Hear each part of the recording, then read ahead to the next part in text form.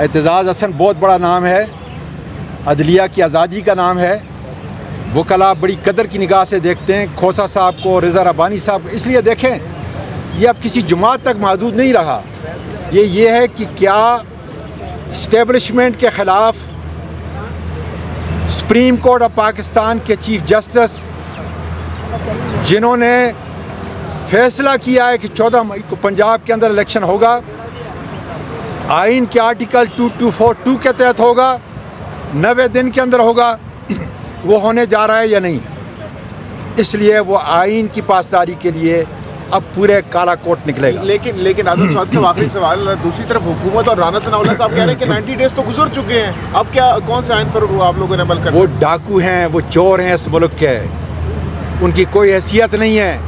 اگر آج اسٹیبلشمنٹ ان کے سر سے ہاتھ اٹھا دے تو اس ملک کے عوام ان کا وہ حشر کریں کہ کبھی تک ان کی نسلیں بھی یاد کریں. بنیادی حقوق رکھنے والے سارے پاکستانی آج سے مطالبہ کرتے ہیں کہ ڈیفنس سیکٹری کے اوپر، الیکشن کمیشن کے اوپر، وزارت خزانہ کے افسر اور خاص کر اسحاق ڈار کے اوپر،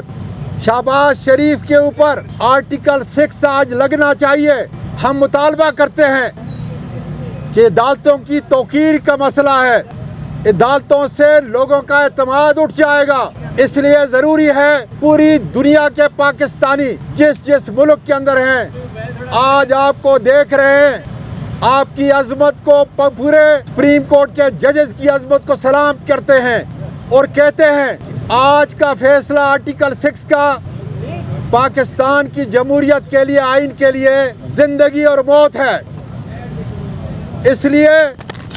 آج شاہراہ دستور پر یہ کالا کوٹ بڑے بڑے وکلاء کی آواز کے اوپر، جس میں اعتزاز حسن ہے،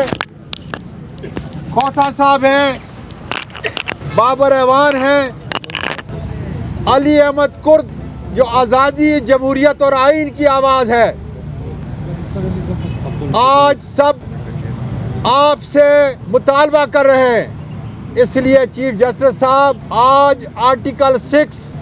جن کا میں نے آپ سے ذکر کیا ہے، عرض کی ہے، ان پر لگنا چاہیے، ورنہ عدالتوں کے اوپر، انصاف کے اوپر پاکستان کے لوگوں کا اعتماد ٹوٹ جائے گا.